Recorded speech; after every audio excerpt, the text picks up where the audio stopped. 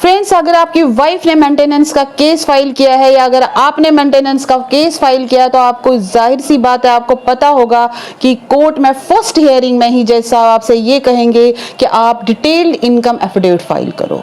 तो क्या होता है ये डिटेल्ड इनकम एफिडेविट, किसको फाइल करना होता है ये डिटेल्ड इनकम एफिडेविट? क्या महिला जो पढ़ी लिखी ना हो या जो जॉब नहीं करती हो, क्या उसके लिए ये इनकम एफिडेविट जो डिटेल्ड इनकम एफिडेविट है वो फाइल करना मैंडेटरी है? या अगर वो हस्बैंड हो, तो अगर वो पढ़ा लिखा ना हो या वो कोई जॉब नहीं करता हो, तो क्या उसके लिए भी ये डिटेल्ड इनकम एफिडेविट फाइल करना मैंडेटरी है? या अगर हम ये बोलेंगे कि कौन से वो पर्सन है जिनको डिटेल्ड इनकम एफिडेविट कोर्ट में फाइल करना मैंडेटरी नहीं है, तो कौन सी कैटेगरीज के वो लोग हैं? तो ये भी मैं आज इस वीडियो में आपको बताऊंगी। और आज हम इस वीडियो में पूरी इस इनकम एफिडेविट जो है, डिटेल्ड इनकम एफिडेविट की जो पूरी जानकारी है वो आपको देने की कोशिश करूंगी। तो फ्रेंड्स, बने रहिए मेरे साथ इस वीडियो के अंत तक और जानिए क्या होता है डिटेल्ड इनकम एफिडेविट। तो चलिए आज हम अपने टॉपिक की ओर।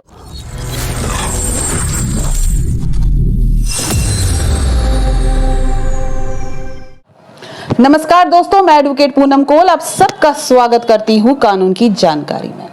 तो फ्रेंड्स, सबसे पहला क्वेश्चन जो है कि क्या जो इनकम एफिडेविट है, जो डिटेल्ड इनकम एफिडेविट है, जो जज साहब बोलते हैं कि आप फाइल करो, क्या ये हस्बैंड और वाइफ दोनों के लिए फाइल करना मैंडेटरी है? तो उसका डायरेक्ट आंसर है yes. To file the income affidavit is mandatory for both husband and wife। अब दूसरा सवाल ये है आपका कि क्या अगर वाइफ पढ़ी लिखी नहीं है या अगर वाइफ जॉब नहीं करती है तो क्या उसको इनकम एफिडेविट फाइल करना है? तो फ्रेंड्स, इसका डायरेक्ट जवाब है yes. If the wife is not educated और if the wife is not doing any job, in spite of this it's a mandatory for her to file the income affidavit।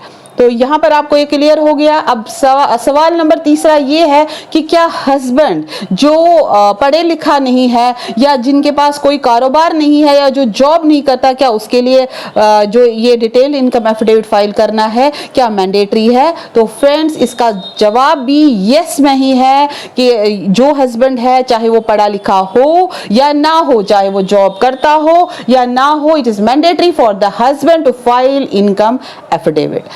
यही जो income affidavit है, ये एक Rajneesh versus Neha का एक matter हुआ था जो लोअर कोर्ट से लेकर सुप्रीम कोर्ट तक गया था, जहां पर सुप्रीम कोर्ट ने ये डिसाइड किया है कि भाई अगर मेंटेनेंस को हमें देना है, अगर हमें देखना है कि कितना मेंटेनेंस वाइफ को देना है या मेंटेनेंस नहीं देना है, तो इसके लिए ये इंपॉर्टेंट है, ये मैंडेटरी है कि हस्बैंड और वाइफ दोनों फाइल करें इनकम एफिडेविट। तो इसीलिए मैंने आपसे जैसे पहले कहा है कि क्या हस्बैंड और वाइफ, चाहे वो पढ़े लिखे हो, अनपढ़ हो, जॉब करते हो, नहीं करते हो, इनकम एफिडेविट फाइल करना इंपॉर्टेंट है as per the judgment of Supreme Court Rajnish versus Neha. तो यहां तक आपको क्लियर हो गया। अब मैंने आपको एक और क्वेश्चन बोला था कि वो कौन से कैटेगरी के लोग हैं जिनको इनकम एफिडेविट फाइल करना मैंडेटरी नहीं है। जी हाँ दोस्तों, उसमें पहला कैटेगरी का जो कैटेगरी आती है वो है बीपीएल, यानी बिलो पॉवर्टी लाइन। जो भी लोग बिलो पॉवर्टी लाइन में आते हैं, इस कैटेगरी में आते हैं, अगर उनके पास उसकी सर्टिफिकेट है तो वो सर्टिफिकेट कोर्ट में दिखाए, थोड़ा सा आर्ग्यूमेंट करे कि आप इस कैटेगरी से बिलोंग करते हो, तो फिर इनकम एफिडेविट यानी डिटेल्ड इनकम एफिडेविट फाइल करना मैंडेटरी नहीं है। और इसमें दूसरी कैटेगरी है जो है इकोनॉमिकली वीकर सेक्शन, EWS। जो इस कैटेगरी से बिलोंग करते हैं, इकोनॉमिकली वीकर सेक्शन से जो लोग बिलोंग करते हैं, अगर उनके पास ये सर्टिफिकेट है तो उनको भी डिटेल्ड इनकम एफिडेविट फाइल करना मैंडेटरी नहीं है। दूसरे है कैजुअल लेबरर्स। लेबरर्स का मतलब ये है कि जो इधर उधर काम करते हैं या जिनके कोई काम ही नहीं हो, कभी काम आया नहीं आया, तो उनके लिए भी जो ये है जो इनकम एफिडेविट है वो फाइल करना मैंडेटरी नहीं है। तो ये तीनों कैटेगरीज के, ये जो मैंने आपसे कहा कि तीन कैटेगरीज में जो लोग बिलोंग करते हैं, ये तीनों कैटेगरीज रजनीश वर्सेस नेहा के ही जजमेंट में लिखा हुआ है।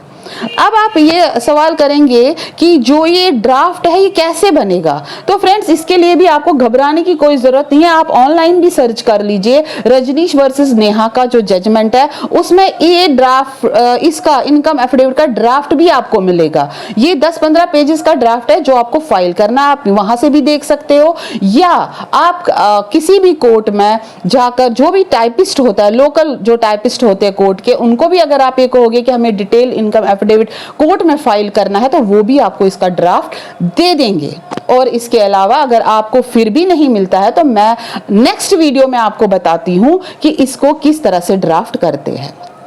ये पूरा ड्राफ्टिंग का पूरा उस वीडियो में मैं आपको समझाऊंगी।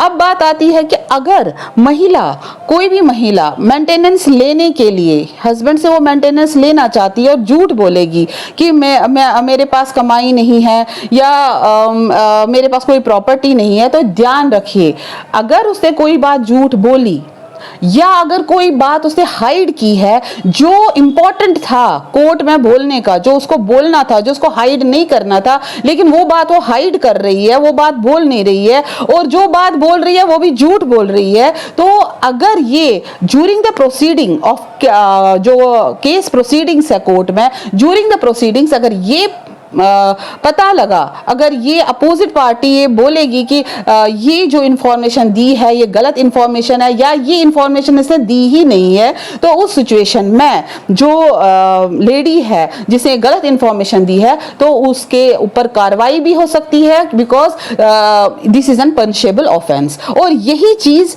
हस्बैंड के लिए भी लागू है। अगर हस्बैंड कोई चीज कोई भी डिटेल नहीं देता है या गलत डिटेल देता है, ये सोचने के ये सोचेगा कि मैं मेंटेनेंस नहीं दूंगा, इसके लिए मैं गलत डिटेल्स दूंगा, तो ये जो लेडीज के लिए है यही हस्बैंड के लिए भी है, वो उसकी भी कार्रवाई हो सकती है और वो भी पनिशेबल ऑफेंस है। यानी दोनों यानी हस्बैंड और वाइफ दोनों को जो डिटेल्स देनी है वो प्रॉपर डिटेल देनी है, कोई गलत इंफॉर्मेशन नहीं देनी है, बिकॉज इसमें एफिडेविट मतलब आप ओथ पे कह रहे हो कि जो मैं कह रहा हूं वो सच कह रहा हूं, ठीक है। और अगर जो मैं कभी कहूंगा वो गलत निकलेगा तो मैं सजा लेने के हक में हूं, मतलब आप मुझे सजा भी दे सकते हो। तो ये आप माइंड में रखिएगा जब आप डिटेल्ड इनकम एफिडेविट को फाइल करोगे। तो ये बात हुई कि डिटेल्ड इनकम एफिडेविट को जो भी है आपको सही आंसर देना है, जो भी डिटेल्स देनी है वो सही है। तो फ्रेंड्स जो डिटेल इनकम एफिडेविट है मैं तो यही सजेस्ट करूंगी कि पहले आपको ये डिटेल्ड एफिडेविट खुद भरना चाहिए, क्योंकि आपके वकील साहब से ज्यादा आपको नॉलेज है कि आपके पास क्या है, आपकी कितनी लायबिलिटी है, आपके ऊपर कितने डिपेंडेंट है, आपकी कितनी प्रॉपर्टी है। जब आप उसको सोच समझ के भरोगे उसके बाद आप अपने जो वकील साहब है उससे डिस्कस कीजिए कि मैंने ये डिटेल्स भरे हैं, क्योंकि इसके साथ साथ आपको 3 साल का बैंक स्टेटमेंट भी देना है, आपको पैन डिटेल्स भी देनी है, आपको आधार कार्ड डिटेल्स देनी है। तो ये सारी डिटेल्स आपको इस एफिडेविट के साथ ही देना है। तो आप मैं बार बार ये कहती हूँ कि जब भी आप एफिडेविट भरोगे तो सोच समझ के एफिडेविट दीजिएगा।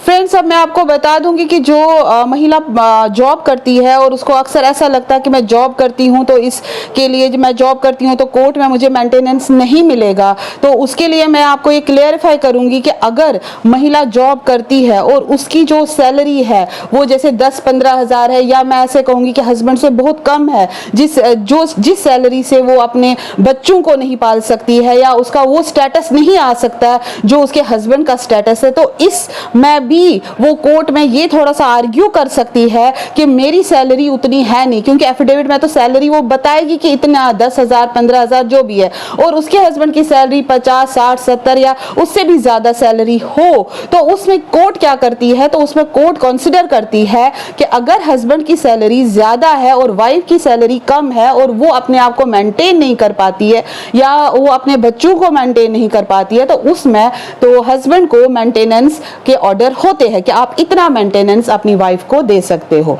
तो फ्रेंड्स, आपको जो महिलाओं को मैं ये कहती हूँ कि आपको ये घबराने की जरूरत नहीं है, सोचने की जरूरत नहीं है कि मैं जॉब करती हूँ और मुझे मेंटेनेंस नहीं मिलेगा। ये आपको देखना है कि आपके हस्बैंड कितना कमाते हैं और उसके बेस पर आपको मेंटेनेंस मिल सकता है। और ये हस्बैंड को भी ध्यान रखना है कि अगर उनकी वाइफ बहुत ज्यादा कम कमाती है, वो ये सोचते हैं कि वाइफ तो जॉब करती है तो हमें मेंटेनेंस क्यों देना है, तो यहाँ कोर्ट ये भी देखती है, एफिडेविट पर देखती है, जो डिटेल इनकम एफिडेविट आप दे रहे हो उसमें देखती है कि कौन कितना कमा रहा है, को किसकी कितनी लायबिलिटी है, किसके कितने प्रॉपर्टीज है, ये सारी चीजें कोर्ट कंसिडर करती है। तो उसके बाद ही कोर्ट इस नतीजे पर पहुंचती है कि महिला को कितना मेंटेनेंस देना है, मतलब हस्बैंड कितना मेंटेनेंस महिला को देगा, या महिला को मेंटेनेंस की हकदार है ही नहीं, या मतलब ये है कि महिला को मेंटेनेंस नहीं मिलेगा। तो फ्रेंड्स, ये सारी चीजें हमें तभी कोर्ट इस नतीजे पर पहुंचेगी जब आप डिटेल्स इनकम एफिडेविट जो है